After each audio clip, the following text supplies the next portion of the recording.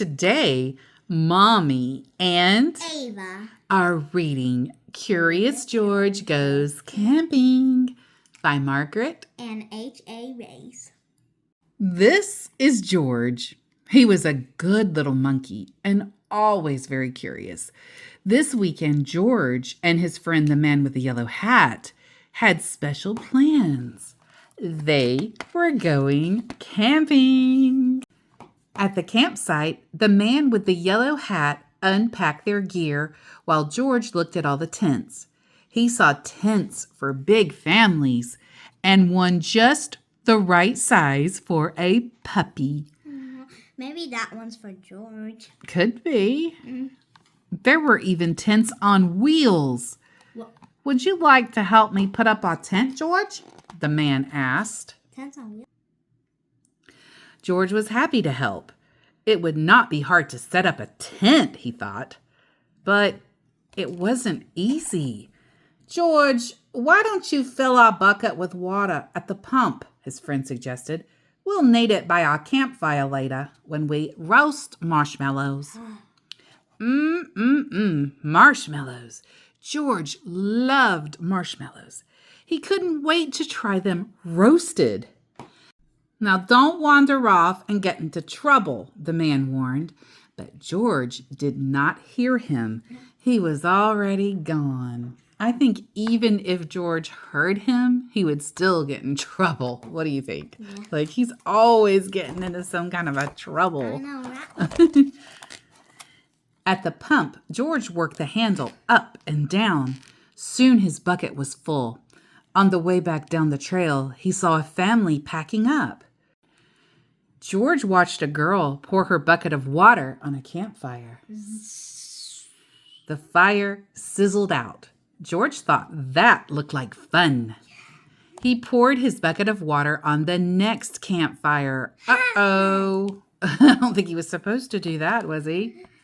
Hey, Yelled a camper. we weren't finished with that yet. The camper began to chase George. But George didn't mean to cause trouble. Now he only wanted to hide. He ran into the forest as far as he could, but the camper's footsteps followed close behind. George ran faster and faster. The footsteps came closer and closer until suddenly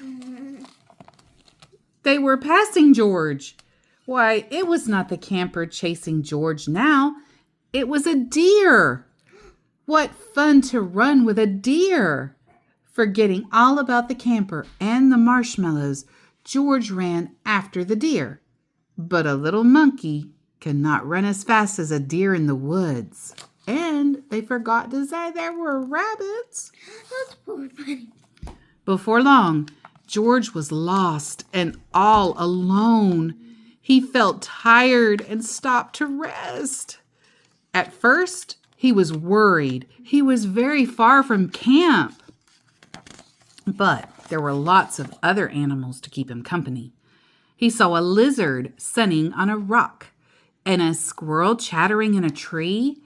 Then he saw the tail of a black and white kitty peeking out from under a bush. No. He was curious.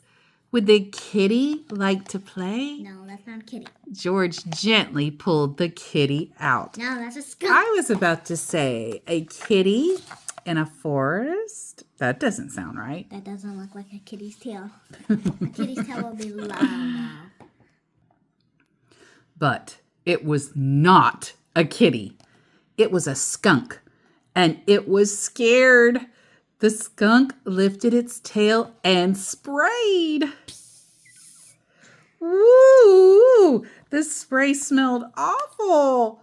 The animals tried to get away.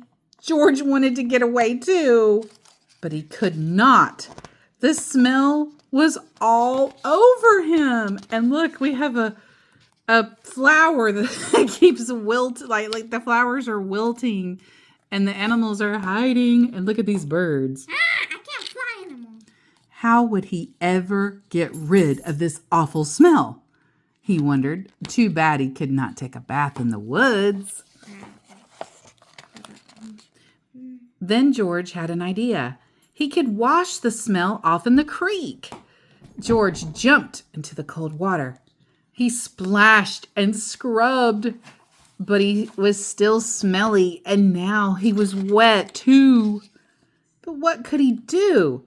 George thought and thought. If he climbed up a tree to dry off, would the smell blow away? No, even dry and high in the tree, George did not smell better. Poor George! He wished he hadn't wandered so far from camp. He wished he were roasting marshmallows with his friend. Suddenly, George heard footsteps heading toward him. Someone was coming. It was the forest animals, but they ran right by him. They had seen something scary, and George saw it too. Smoke. It was a fire. No. Yeah, you said look at the smoke. George had gotten into trouble for putting out one fire, but this fire wasn't in the campground. This was an emergency. Quickly, George climbed down the tree and grabbed his bucket. He scooped it full of water in the creek. Then, being careful not to spill, he climbed back up and swung from branch to branch through the trees. Now you gotta save Now he's the world. panicking. He's gotta save it. When George got close enough to the fire, he reached down and poured the water on the flames. Out went the fire with a big hiss. Just then, George's friend rushed out of the forest with a ranger. "George," he called, "I was afraid you would be here."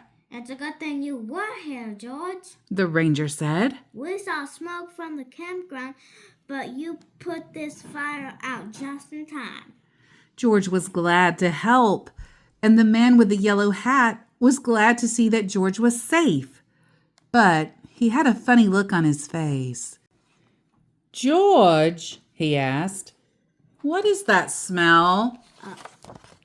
Oh, boy. Oh, yeah. We have the skunk smell. Yeah. Tomato dip. Back at the campsite, George's friend helped him get rid of the awful smell. After a strange bath in tomato juice, George smelled fine. What? Then the man with the yellow hat invited the ranger to cook dinner with them over their own small campfire. Fires can be nice if you're careful, said the ranger. George had 3 marshmallows on the stick. George agreed, especially for roasting marshmallows. I think marshmallows are better raw. I don't. I like them when they're toasted. Not me. The end.